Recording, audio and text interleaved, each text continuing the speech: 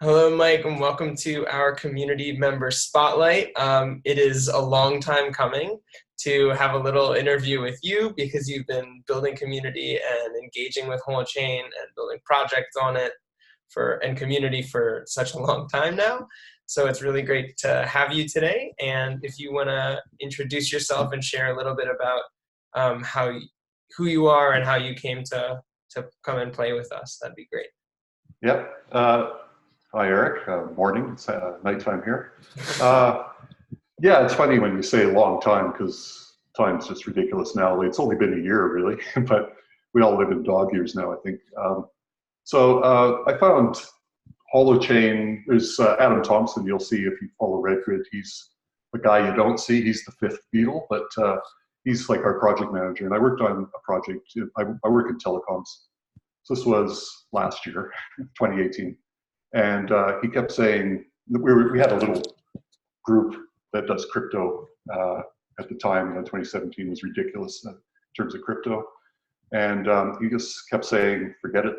It's going to be Holochain in the future. That's it. I'm saying, what are you talking about? Ethereum is where it's at. But he said, nah, it's just going to be Holochain. So I didn't know where he was coming from.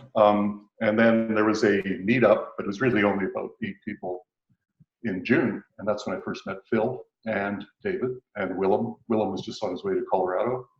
And I sat next to Phil, and Phil doesn't say a lot, but what he says is, you know, he's the laconic Aussie, as we say, but he kept saying scalability. So, what do you mean? And he started saying things, don't need consensus. What are you talking about? And it was like this unlearning. That's what I keep telling people. I'm actually doing a conference next week for fintech and blockchain, 2 things I don't care about anymore. I never do care about fintech, but I got in because I'm sort of the outlier in the crowd. There's going to be banksters and all sorts of people, and it's unlearning. You got to step back. So I've been on a few dev camps. I was on the first one, the second one, third one. And after the first one, I talked to Phil because he lives in Melbourne where I am, which is fantastic.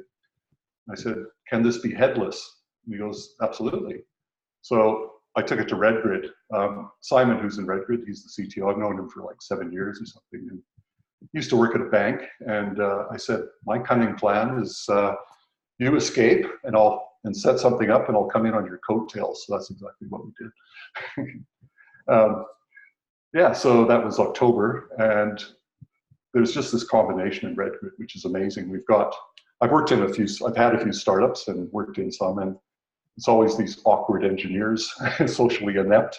And here we've got Adam, Dr. Adam, who is an expert in his own right. He's got a PhD in climate carbon finance. And he's just a great frontman. He's actually here in Australia, semi-regular on the national news program. He's the climate change expert. And that's the first time I've worked at it. And then we've got Alex, who's like this 23-year-old wonder kid in terms of marketing. So there's a combination there that's I haven't seen before. And we're still rolling with it. It's been a great ride since then. That's recent history. I'm 100 years old, so I can tell you about that. Right. And so, Mike, so you've got your project that you're building. Yeah. You've got Redgrid, and that's a project. And then you still also spend a lot of time building community and hosting meetups in Melbourne, and coordinating with other community leaders around Australia. Why do you do that? Where does that come from? I think I was the guy who didn't put up his hand when everybody said I won't do it. No, I'm just kidding. But no, there's anyone who's involved in Holochain knows it's different. It's ethical. So there's something going on that it's certainly not crypto. And I also do the Telegram channel if anyone wants to tune in. And I've taken the stance in a couple of ways. One is there's too much bad news in the world. There's actually a heck of a lot of good news. So I only put good news on there. And there's in fact a term which I wasn't aware of, and there's a lot of coincidences in Redgrid, by the way. I'm originally from Vancouver in Canada. Adam's wife is from there, and she only lived like a kilometer away. There's all these coincidences. But there's a term called solar punk, which is a type of fiction And there's, there's steampunk and there's cyberpunk and there's cypherpunk. But solarpunk is actually positive. We can do this. And then, coincidentally, the 2040 film came along.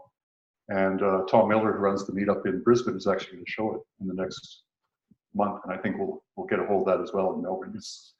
I'm just going to tell the whole community up there, just see it. It's take your kids, because, brief premise, here's a shameless plug.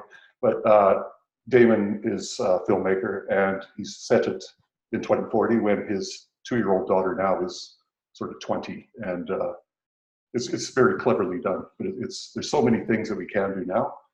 And that's the thing about Red Grid is we're on a mission. Like, you hear a lot about companies that have a mission. Well, we are on a mission. And we've got the science, we've got the technology. It's all happening. Sweet. Did I answer your question? I can't remember your question. The question was, no, but it was great. The question was, why invest in community? Or like, why do you build community? You already have your project, and like Holochain's already coming into existence. Why do you keep sharing it with new people and getting more people? Yeah, absolutely. I'll tell you, just in the last month, there was a guy from IBM who are doing a blockchain. And I never met him before. And sort of in 2 minutes, I explained this. The other clicky thing is biomimicry. And we're going way down the rabbit hole in that in Red Grid. And we're actually, that's a different rabbit hole. But there's just this vibe that continues to grow. And then you guys actually came down to Australia. Phil Beadle is like the linchpin here in Australia, and he just got these people around. And it's just different. It's not the technology. It is the community that matters. And that was the other thing when I went to Red Grid. It was not just the technology, but I said, look, we've got support, which you just don't get. There's like local people, and now it's happening like every Wednesday now. We're having a Holo Day in terms of our development. We're getting our alpha product together, and it's just fantastic. And yourself and Art and everybody, they've just been really helpful. You just don't get that everywhere. Awesome, thanks, Mike. And then so I guess for the last question is, like, you're doing all of this work and this beautiful world-changing work that you're, I believe, pretty rigorous around. Like, it's easy when we're doing world-changing or make the world a better place work to not be rigorous and to be kind of living in an illusion. But you're really grounded in being practical and making what you're doing like really real and useful for people in the near future. What drives you to do what you do? Okay. So I'm actually an engineer by trade, and I said just before the camera turned on that I worked on autonomous vehicles and robots way back. Then I got into telecoms. So I'm the guy who is trying to bring the old school stuff, pre-agile sort of rigor to it, because I've worked on some fairly serious systems. And I have to bite my tongue because engineers are taught to be pessimistic. They're taught to find the problems with things. Whereas continually, like the group that we've got is so positive and just moving ahead. And these guys don't know that they're not supposed to be able to do the stuff we're doing, and we just keep doing it, which is great. So I'm not going to puncture that. It's fantastic. Awesome.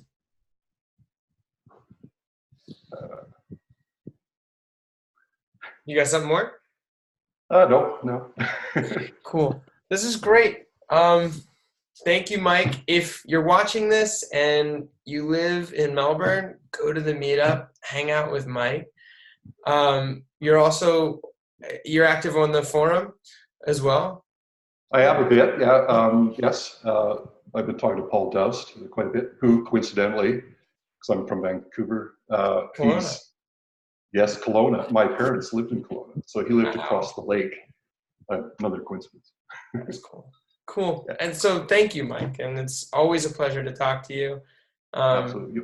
Appreciate it. Thanks, Bear. Last one, super brief. If someone's watching this and they're thinking about joining the Holochain community or even becoming a community organizer like yourself, what advice would you give them? Like, what do you wish that someone said to you? That's not super brief. I One guess sentence. just go to the media that is out there. The forum is a good place to start.